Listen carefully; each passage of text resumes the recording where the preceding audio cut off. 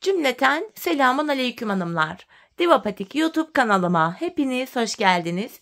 Bugün birlikte kirazlı 2 şiş çok güzel bir patik yapacağız. Ben patiğimde piyasada rahatlıkla bulabileceğiniz normal patiklik iplerden kullandım. Şişlerim 3 numara. Hemen sizlere modelimi de göstereceğim. İşte hanımlar, modelimiz bu şekilde. Yan tarafı kiraz detaylı çok güzel, çok şık bir model yaptım. Patiğimiz bu şekilde. Bu kirazımızı hanımlar yine normal patiklik iplerle yaptım, tığ ile. Hanımlar patiğimizi 2 şiş ile yaptım fakat patiğimizin şu arka bölümünde şişler kasma yaptığı için bu şekilde bir tane daha yedek şiş kullandım. Misinalı şiş kullanabilen buraları misinalı şişle de yapabilir. Sadece bu bölümde misinalı şiş ya da yedek şiş kullandım.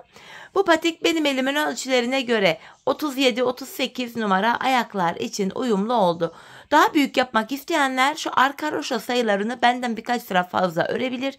Küçük yapmak isteyenler de haroşa sayılarını azaltabilir. Hemen patiğimize başlayalım.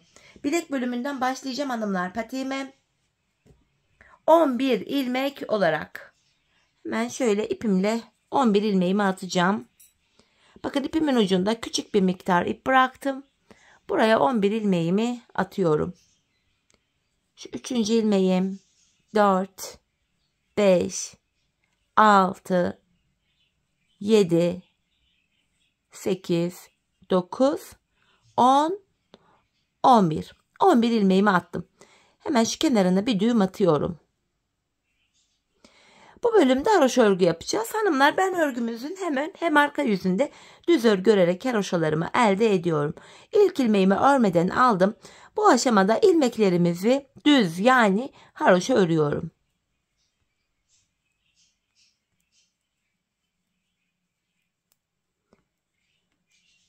Sonuncu ilmeğimi de ördüm. Geri dönüyorum. Geri döndüğümüzde ön yüzdeyiz hanımlar. Ön yüzde olduğumuzu şöyle kabul ediyorum. Başlangıç ipimiz sol taraftaysa ön yüzdeyiz demektir. Şimdi tekrar haroşalarıma devam edeceğim. Burada 3 diş haroşam olana kadar öreceğim hanımlar. 3 sıra.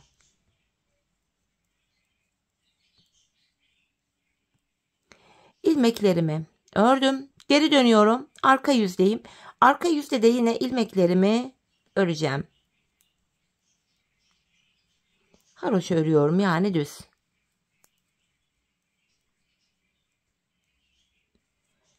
Geri döndük. Böylece hanımlar ön yüzde bir diş haroşamız daha oluştu. 2 diş haroşa oldu. Burada toplam 3 diş haroşamız olacak.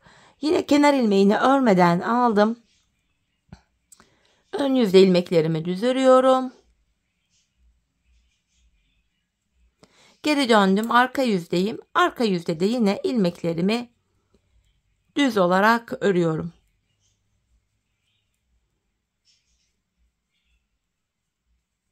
Geri döndüm hanımlar. Bakın burada 3 diş haroşamız oluştu. Şimdi patiğimizin şu artırma bölümlerini yapacağız. Yani şu bölümleri de. Bu bölümde kenarlara 5'er ilmek haroşa öreceğiz. Burada haroşalardan önce ve bu sol tarafta haroşalardan önce artırma yapacağız. Aradaki ilmekleri de ön yüzde düz, arka yüzde ters öreceğiz. Öncelikle hemen bu sağ kenarda kenar ilmeğimle birlikte 5 ilmek haroşamı düz örüyorum. 2, 3, 4, 5. Hemen artırmamı yaptım. Bakın ilk ajurumu yaptım. Ortaya bir ilmek düz örüyorum. Tekrar ajurumu yaptım. Kalan son 5 ilmeğim haroşa. Haroşalarımı yine düz olarak örüyorum. Geri dönüyorum hanımlar. Arka yüzdeyim. Arka yüzde 5 ilmek haroşamı örüyorum. Ajurlar arasındaki ajurlar ve ajurlar arasında kalan ilmekler ters örülüyor. Bakın ajurumu ters ördüm. Aradaki bir ilmeğimi de ters ördüm. Diğer ajurumu da ters ördüm. Son 5 ilmek haroşamı düz olarak örüyorum. Bu şekilde artırma yapıyoruz. Her seferinde ilmek sayısı ikişer ikişer artıyor.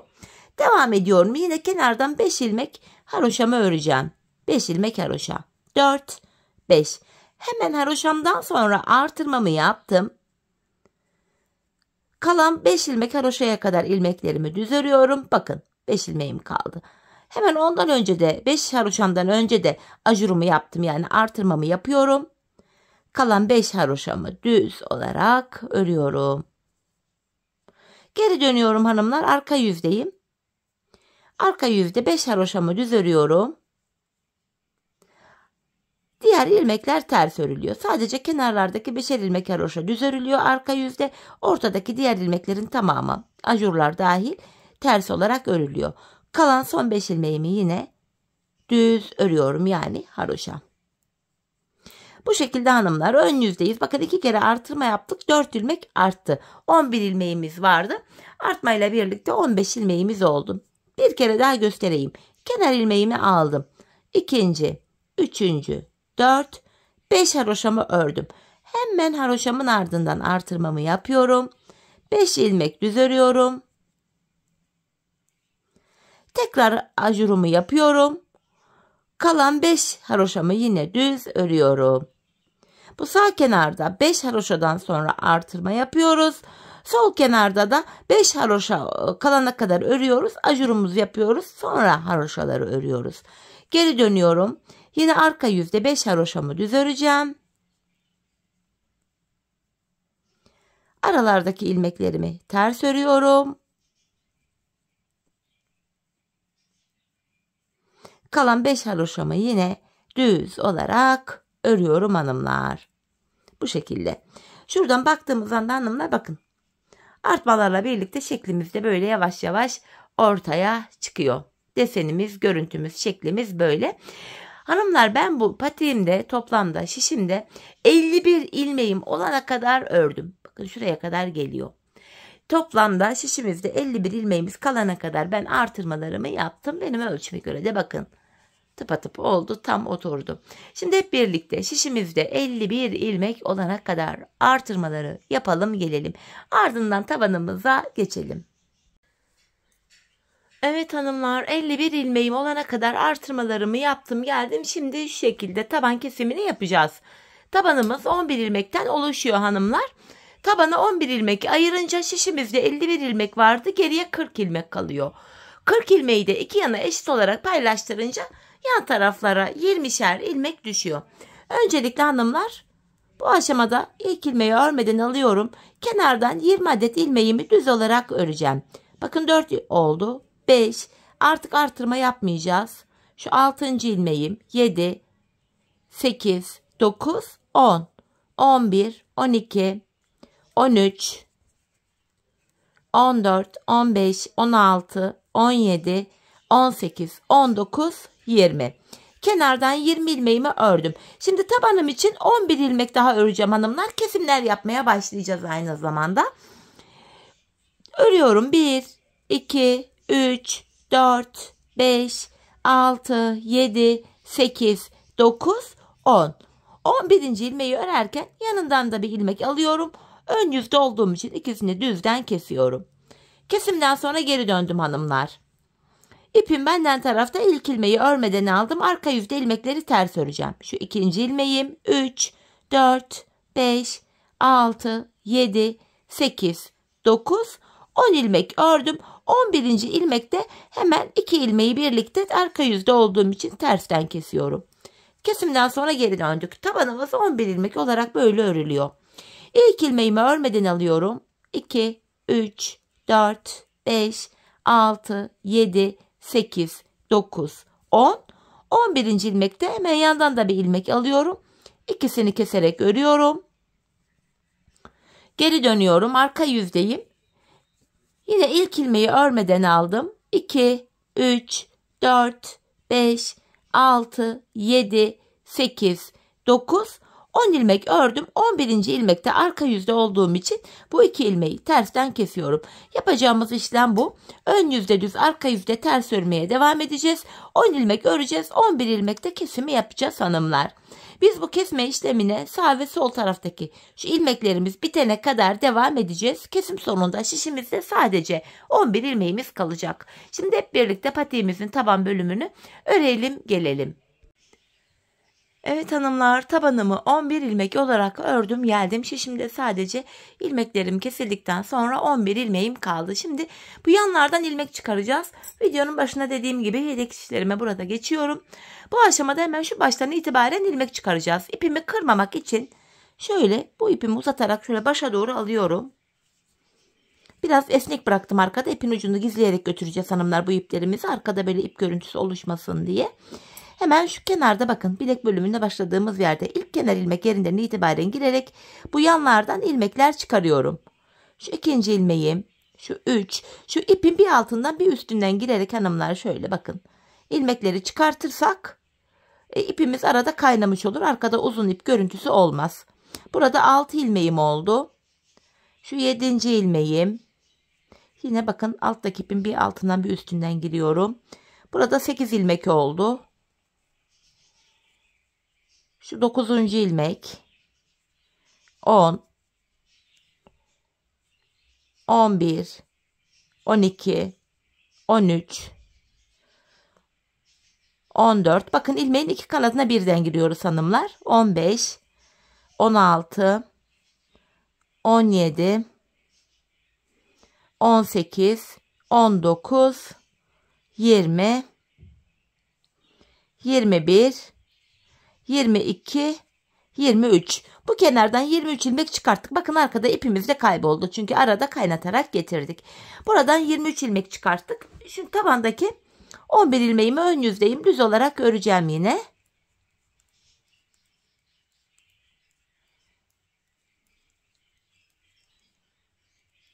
...11 ilmeğimizi ördük. Şimdi de şu kenardan 23 ilmek çıkaracağız hanımlar. Kenar ilmek yerlerine girerek bakın. Şu birinci ilmeğim.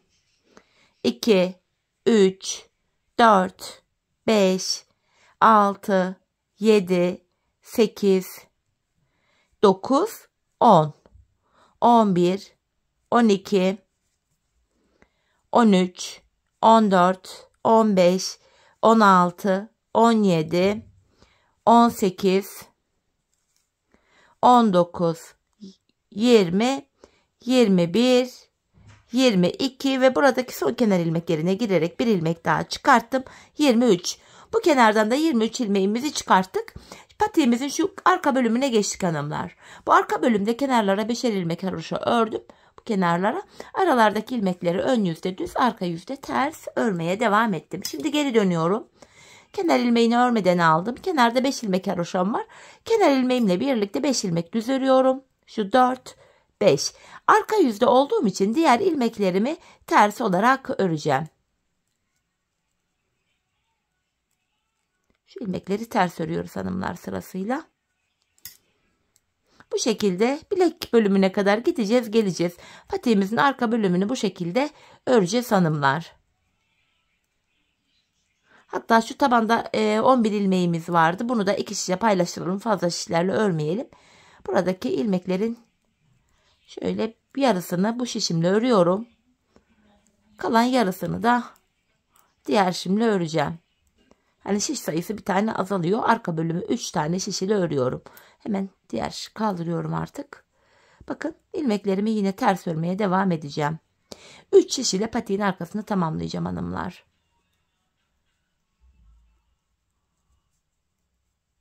İlmeklerimi ters örüyorum. Son 5 ilmeğim kalana kadar ters öreceğim. Son 5 haroşa ilmeğimi düz öreceğim. Çünkü ben haroşalarımı hem ön hem arka yüzde düz olarak örüyorum. Bakın son 5 ilmeğim, bunları düz örüyorum. Tekrardan geri döneceğiz hanımlar. Şöyle baktığımızda hanımlar şu kenarda bir diş haroşamız oluştu. Ön yüzde düz, arka yüzde ters olacak şekilde diğer uca kadar öreceğiz. Ardından geri döneceğiz. Böyle böyle devam edecek patiğimizin arkası. Şurada dediğim gibi bakın bir diş haroşamız oluştu bile. Ben bu patiğimizin şu arka bölümüne hanımlar şuraya toplamda 17 diş 17 sıra haroşa ördüm. Benim ölçüme göre tam oldu. Sizler bu aşamada patiğinizin arkasına bir miktar ördükten sonra ayağınıza bir giyin, deneyin, ölçün hanımlar. Hani patiğinizin arka bölümünü topuğunuzun kenarına gelene kadar örmeniz gerekiyor. Ben 17 yaptım ama belki siz 19 yaparsınız. Belki 16, belki 15. Bu tamamen sizin ölçülere göre farklılık gösterebilir. Şimdi hep birlikte patiğimizin bu arka bölümünü ölçülerimize göre örelim gelelim. Ardından birlikte topuğumuzu keselim. Evet hanımlar, patiğimin arka bölümünü ördüm geldim. Burada 17 diş yani 17 sıra haroşam var. Bu aşamada Topuk kesiminde bana kolaylık sağlasın diye ön yüzden baktığımızda sol kenara 24 ilmek ayırdım. Kalan ilmeklerin hepsini sağ şişime taktım. Şimdi topuğumuzu örmeye başlayacağız hanımlar. Topuk bölümünde kenardaki 5 ilmek haroşamız yine haroşa olarak örülüyor. Model bütünlüğü sağlansın diye. 5 haroşamı ördüm. Ön yüzdeyim. İlmeklerimi düz olarak ve sayarak örmeye devam edeceğim. Şu 6. ilmeğim 7, 8, 9, 10, 11, 12, 13, 14, 15, 16, 17, 18, 19, 20, 21, 22, 23. İlk 23 ilmeğimi normal ördüm. 24. ilmekte öndeki ikisini keserek örüyorum. 23 ilmek ördüm. 24. de kesim yaptım. Zaten bu sol tarafa da 24 ilmek ayırmıştık. Topuğumuz için orta kısma baktığımızda burada da 8 ilmek kaldı. Bu 8 ilmek her seferinde birer birer kesilecek, eksilecek, bitecek ve böylece topuğumuz oluşacak. Şimdi yapacağımız işlem şu. Kesimden sonra geri döndüm hanımlar. İlk ilmeği örmeden alıyorum. Arka yüzde ilmeklerimi ters olarak örüyorum. Sadece son 5 haroşa ilmeğimi düz olarak öreceğim.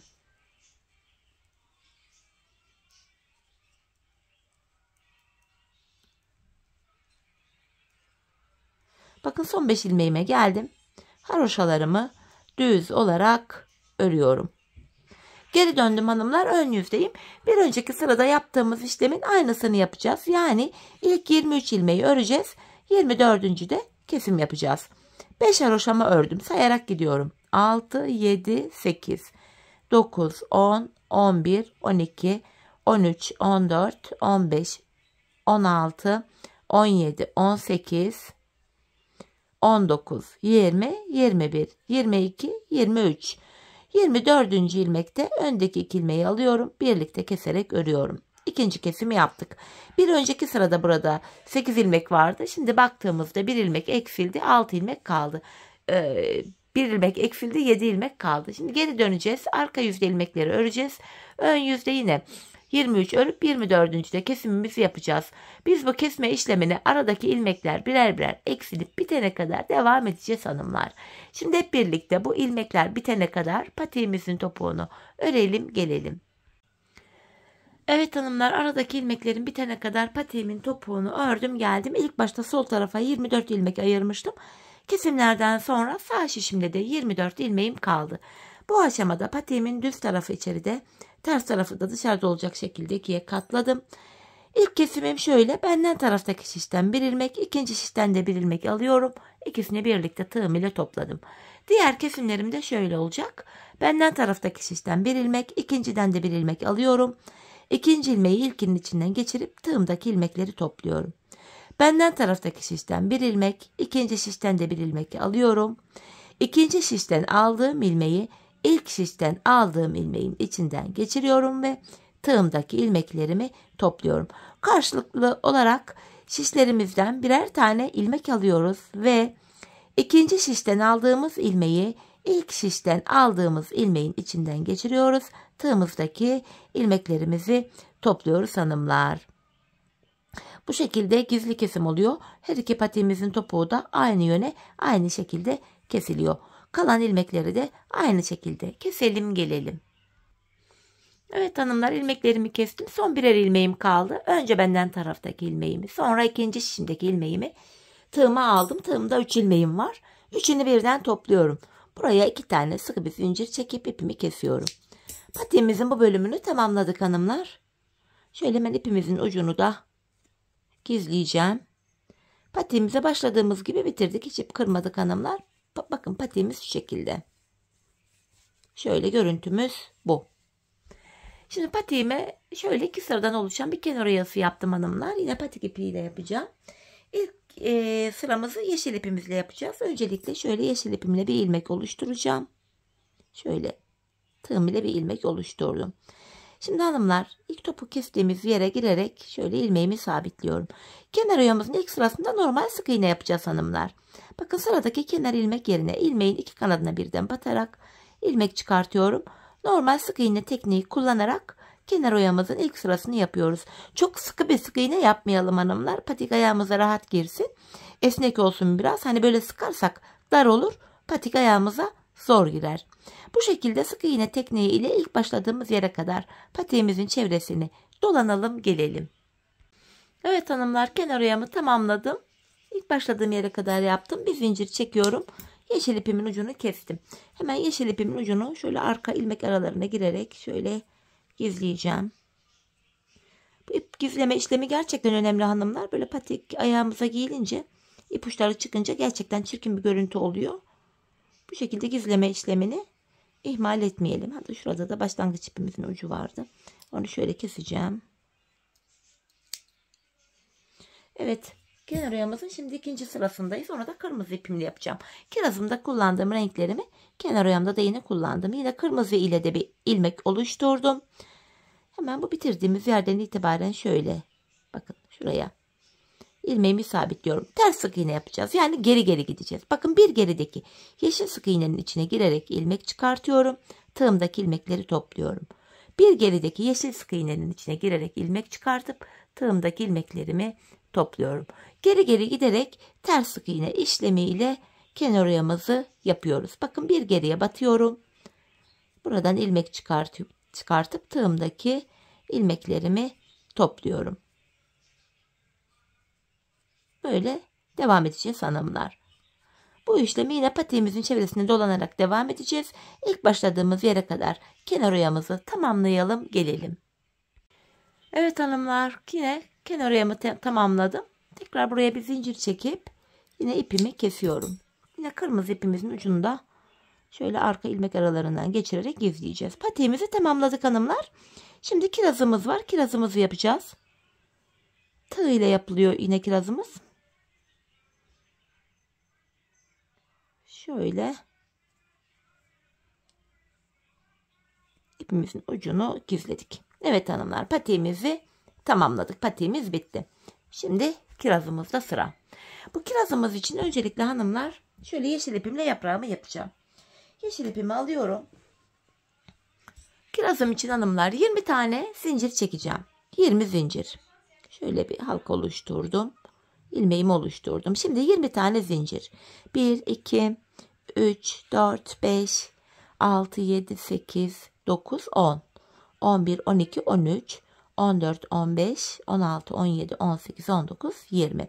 Şimdi şu yaprağımızı yapacağız. Şöyle. Hemen önündeki ilmek yerine girerek bakın şuraya girerek buradan ipimi tığıma doluyorum. Bakın öndeki ilmek yerine girerek bir ilmek çıkartıyorum. Üçünü birden topladım. Tekrar tığıma ipimi doladım. Sıradaki ilmek arasına şuraya girerek zincir arasına girerek yine tığımdaki 3 ilmeği topluyorum. Tek seferde 3 ilmeği topladım. Tekrar ipimi tığıma doluyorum. Öndeki yere batıyorum. Bu defa 2 seferde çıkacağım. Bakın 1, 2, ikili trabzan. İpimi tığıma doluyorum. Sıradaki kenar ilmek yerine gelip ilmek çıkartıyorum. Bunu da yine 1, 2 seferde çıktık. 2 kere tek seferde topladık. 2 kere 2 seferde çıktık. Şimdi 3 seferde çıkacağız. Bakın sıradaki yere batarak şöyle 1, 2, 3 seferde çıkıyorum. Tekrar ipimi tığıma doladım. Aynı yere batarak 1, 2, 3 seferde çıktım. Tekrardan 2 kere 2 seferde çıkacağız. İpimi tığıma doluyorum. Yine zincirin kenarına battım. Şuraya 2 seferde çıkacağım. 1, 2. Tekrardan ipimi sıradaki yere batarak 2 seferde çıkıyorum. 2 kere 2 seferde çıktık. Şimdi ipimi tığıma doluyorum. 2 kere bakın şöyle. Hepsini üçünü birden topluyorum. Tekrar ipimi tığıma doladım. Kenar ilmek yerine batıyorum. Üçünü birlikte topluyorum. Şöyle bir görüntü oldu. Yaprağımızın tek kanadı oluyor bu. Şimdi diğer kanadını yapacağız. İpimi tığıma doluyorum. Kenar ilmek yerine batıyorum. 2 seferde çıkacağım yine. 1, 2. Yine ipimi tığıma doladım. Tekrar 2 kere çıkacağım. 2 seferde yapacağım. 1, 2. Şimdi tekrar ipimi tığıma doluyorum. 3 seferde çıkacağım hanımlar şimdi de. 1, 2, 3. Tekrar ipimi tığıma doladım. Yine 3 seferde çıkacağım. 2 kere 2, 2 kere 3. Öyle devam ediyor. Bakın 1, 2, 3. Yine ipimi tığıma doladım. 2 seferde çıkacağım trabzanıma. 1, 2. Tekrar ipimi tığıma doladım. 2 seferde trabzanımı çıkıyorum. Tekrar ipimi tığıma doladım. Şimdi tek seferde bu 3 ilmeği topluyorum. Bakın. Tekrar ipimi tığıma doladım. Sıradaki yere batarak bu 3 ilmeğin üçünü birden topluyorum. Şimdi buraya hanımlar şöyle bir tane zincir çektik. Şimdi şöyle taban bölümden yine aynı işlemi yapacağız. 3 tane zincir çektim. Şu ipimin olduğu yere şöyle batıyorum. Tekrar ipimi tığıma doladım. Şimdi buraya da yapacağız hanımlar. Orta kısımdan şu başlangıç yerinden diğer tarafa da aynı işlemi yapacağız. İpimi tığıma doladım.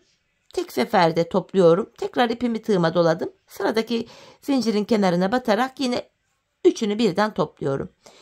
Tekrar buraya şimdi 2 tane ikili trabzan yapacağız. Bakın. 2 kere çıkıyoruz şu. 1. Sıradaki kenar ilmek yerine batıyorum. Şu 2. 2 tane 2 seferde trabzanımı çıktım. Şimdi üçlü trabzan yapacağız. Yani 3 seferde çıkacağım. Bakın 1, 2, 3. Tekrardan bir kere daha 3 seferde çıkacağım. 1, 2, 3. Şimdi tekrardan 2 tane 2 seferde ineceğiz hanımlar. Bakın 1, 2. Yeniden sıradaki kenar ilmek yerine batıyorum. 2 seferde trabzanımı yaptım. Tekrar ipimi tığıma doladım. Şimdi hanımlar üçünü birden tek seferde topluyorum. Tekrar ipimi tığıma doladım. Buraya batarak üçünü birlikte tek seferde topluyorum. Şimdi yeniden 2 seferde 2 seferde trabzanımız yapacağız. Yani 2 sefer çıkarak toplayacağız. Bakın ipimi tığıma doladım. 2 seferde çıkıyorum. Yine ipimi tığıma doladım. 2 seferde çıktım. Tekrar ipimi tığıma doluyorum. Bu defa 3 seferde çıkacağız hanımlar. 1, 2, 3. Tekrar ipimi tığıma doladım. 1, 2, 3. Yeniden ipimi tığıma doluyorum. 2 seferde bakın 2 kere çıktım. Tekrar ipimi tığıma doluyorum. Yine 2 seferde 1, 2 çıkarak trabzanımı yaptım. Şimdi 2 kere de tekli yapacağız. Bakın ipimi tığıma doluyorum. Üçünü birden topluyorum. Tekrar ipimi tığıma doladım. Son kenar ilmek yerine girerek üçünü birden topluyorum hanımlar. En son buraya şöyle bir tane bir zincir çekiyorum. Bakın yaprağımızı yaptık. İpimizi kesmiyoruz hanımlar. Unuttum, ipimizi kesmiyoruz. Şimdi yaprağımızın şu ortasındaki zincir görüntüsünü oluşturacağız. Bunu da şöyle yapıyorum. Bakın yine üst bölümden şöyle üst bölümden giriyorum. Bakın şöyle alttan zincir çıkartıyorum. Zinciri topluyorum. Bakın üstten girdim. Altta ipim altta. Tığım ile alttan ipimi çıkarıyorum. Bunu zincir şeklinde bakın. Aralarda kenar yerleri var. Oralara girerek orta bölüme zincir görüntüsü oluşturuyoruz. Üstten giriyorum tığım ile alttan çıkıyorum. İpimi çekiyorum. İlmeğin içinden çıkarıyorum. Yaprağımızın ortasına böyle bir damar görüntüsü vermiş oluyoruz. Çok şık durdu yaprağın ortasında. Şöyle bu tarz tığ işlerinde çok iyi değilim ama yine de elimden geldiğince sizlere göstermeye çalışacağım. Bu şekilde diğer şu uca kadar hanımlar yapalım gelelim. Evet hanımlar diğer uca kadar bu yaprağımı yaptım. İlmeğimi şu üst taraftan girerek bakın ilmeğimi alıyorum. Tabandan çıkarıyorum. Buraya bir tane zincir oluşturuyorum ve ipimin ucunu kesiyorum. Bu iplerimizin ucunu arka bölüme gizleyelim hanımlar. Bakın bu şekilde yaprağımızı oluşturduk. Şu başlangıç ipimiz var. Diğer ipimiz var. Bu uçları şöyle arka bölüme ilmek aralarına girerek güzelce gizleyelim. İç tarafta kalsın, dışarı çıkmasın. Şöyle bayağı da sıkı yapmışım zincirimi falan. Şöyle. Evet hanımlar yaprağımızı yaptık. Şimdi kirazlarımızı takmak için yine yeşil ipimizle bir zincir çekeceğiz. İpimin ucunda bu defa şöyle bir miktar bir ip bırakacağım. Şöyle düğüm atacak kadar. Bu şekilde hanımlar bu bölüme bakın şu kirazlarımızı tutturmak için. Şu an 3 zincirim oldu. 4, 5. Buraya da toplamda 33 tane zincirimizi çekelim gelelim. Evet hanımlar zincirimi çektim. Yine ipimin ucunda şöyle bir miktar bırakıp kesiyorum. Bununla da şöyle yaprağımızdan geçireceğiz hanımlar. Yaprağımızın şu bölümünden. Bakın ilmek yerimiz var. Şuradan şöyle tam orta kısımdan şöyle çekiştiriyorum ucunu. Sonra tekrar şu orta kısımdan ilmeğin iki kanadına birden girerek şuraya. Buradan da şöyle yaprağımın bir diğer ucunu çıkaracağım. Şöyle ipten çıkarayım daha kolay olacak. Şöyle yaprağımızı bu şekilde yaptık. Şimdi kirazımızda sıra. Kirazımız için de şöyle kırmızı ipimi alıyorum. Buraya hanımlar şöyle orta parmağıma takıyorum. Sihirli halka yapacağız. Çok da bilmiyorum bu işleri falan ama yapmaya çalışacağım. Şöyle bir sihirli halkaya şöyle oluşturduk halkamızı. Buraya hanımlar bir tane bir zincir attım. Buraya toplamda 6 tane sık iğne yapacağım şimdi. Bakın ipin etrafına 1, 2, 3, 4, 5, 6. Şu sihirli halkanın ipini, şu ucunu şöyle sıkacağım hanımlar. Burada böyle yuvarlak bir görüntümüz oluşuyor. Bakın. İpin ucunu buraya sıktım. Sihirli halkanın ipini sıkınca burada şu yuvarlak bir görüntümüz oluşuyor. Şöyle. Ardından sık iğnenin şu ucuna başladığım yere girerek ilmeğimi buraya sabitleyeceğim. Hemen şuraya. İpimin ucunu çekebilirsem ben şuraya girerek bunu buraya sabitliyorum. Şimdi bir tane zincir çekiyorum hanımlar. Burada 6 tane sık iğne yapmıştık bir önceki sırada. Şimdi her girdiğimiz yere 2 kere girerek sık iğnemizi oluşturacağız. Yani bir sık iğnenin üzerine 2 kere giriyoruz. Toplam 6 tane sık iğnemiz vardı. Bakın bu sık iğnenin üzerine 2 kere batarak 2 sık iğne oluşturuyorum. Yani 6 tane sık iğnemiz vardı hanımlar. Bu aşamada 12 tane sık iğnemiz oluyor. Bu şekilde bakın. Her bir sık iğnenin tepesine 2 seferde giriyorum. Bakın bir diğerine geçtim. Yine buraya da şöyle 2 seferde giriyorum. Bir diğerine geçtim. Buraya da yine şöyle 2 seferde girdim. Bir diğer sık iğneme geldim. Bakın buradan da 2 tane sık iğne çıkardım. 12 tane sık iğnemiz oldu. Başlangıç yerine geldik. Hemen tepeye girerek burayı birleştiriyorum. Şimdi 12 sık iğne ile hanımlar şimdi bir sıra yaptık. 3 sıra daha yapacağız. Yani 4 kere devam edeceğiz buna. Bakın bir zincir çekiyorum başlangıç yerine. Sırasıyla sık iğnelerin tepelerine girerek yine sık iğnemi yapıyorum. Birer tane yapıyorum bu defa. 12 tane sık iğnemizi böyle dolanıyoruz. Ben bunu 4 kere dolandım.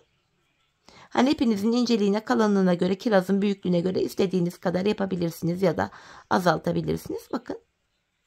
Dolanıyorum. Sık iğnelerimin tepelerine batarak bu bölümü böyle dolanarak yapıyorum.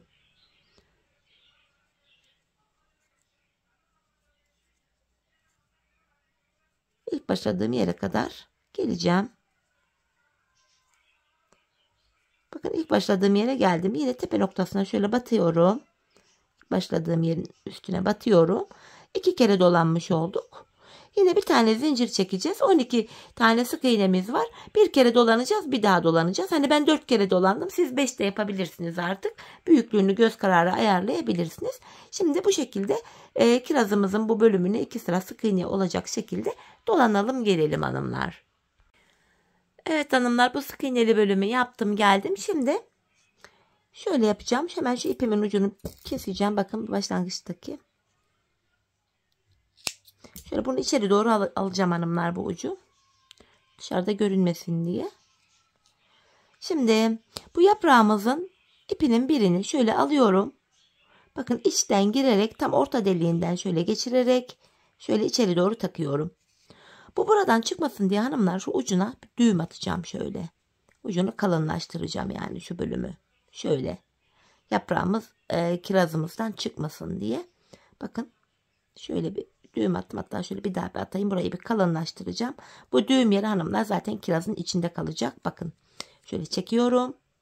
Bu ipler kirazın içinde kalıyor zaten bu şekilde. Sonrasında buraya yapacağımız işlem şu. Böyle hemen sıradakine değil bir diğerine batarak bu kirazın altını küçültüyoruz. Bakın. Şuralara batarak kirazımızın alt bölümünü daraltıyoruz. Hemen dibine değil de bir diğerine şöyle batarak şöyle kirazın ucunu kapatıyoruz. Yani oval bir hal alıyor. Şöyle gelişi güzel sırayla batarak. Bakın şuralara batarak yine sık iğnemi yapıyorum. Kirazımın ağzını da burada kapatmış oluyorum bu şekilde. En son buraya da bir tane bir zincir çekip ipimi de keseceğim. Bu aşamada hanımlar yine şu üst bölümden girerek bakın. Şu üstlerden girerek Şu ipimizin ucunu da, kırmızı ipin ucunu da içeri doğru, şu an görüntüm bulanıklaştı. Bilemedim. Evet. Bakın ilk kirazımızı böyle oluşturduk. Şöyle gördüğünüz gibi ilk kirazı yaptık. Şimdi aynı şekilde hanımlar bir tane daha kiraz yapacağız. Bu kiraz da aynı şekilde. Yine onu da bu diğer kiraz gibi bu diğer yeşil ipimizi içinden geçirerek onun içine ekleyeceğiz. Şimdi diğer kirazımızı da yapalım gelelim. Evet hanımlar, kirazımı yaptım geldim bu şekilde. Şimdi bu sağ patikteki kirazımızı sağ tarafa takmıştık. Sol tarafı da sol tarafa hanımlar. Şöyle iğneme yeşil ipimi taktım. Kirazlarımı dikeceğim şöyle yaprağından. Tam olarak eşit dikelim ki hanımlar, şu haroşalı bölümün kenarına yaprağın ortası denk gelmiş şöyle. Tam olarak şöyle dikiyoruz. İpimin ucunu düğümledim arkaya, bakın. Bu şekilde yaprağımızı arkaya sabitleyeceğiz. Biraz da şöyle alttan.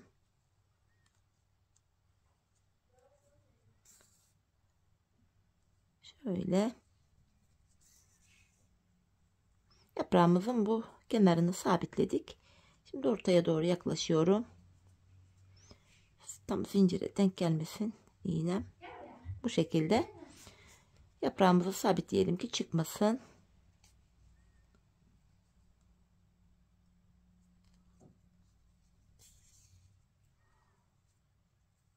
Bir de şöyle alt bölümden gireyim.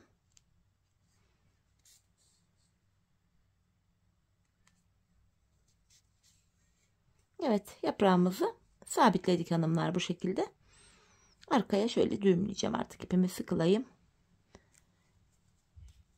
Ben bu tığ işlerinde gerçekten çok kötüyüm. Sizlerin çok daha iyi yapacağını biliyorum. Bu kiraz olayını falan. Dediğim gibi ben çok beceremiyorum bu tığ işlerini ama elimden geldiğince bir şekilde anlatmaya çalıştım. Ben şu ipimizin ucunu da keseceğim. Patiğimizi hanımlar şöyle makineye ama giydireyim bakalım birlikte. Ayaktaki duruşu nasıl olmuş.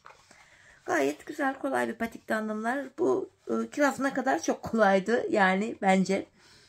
Ben böyle dediğim gibi tığ işi durumlarda tığ işi girince araya bir afallıyorum.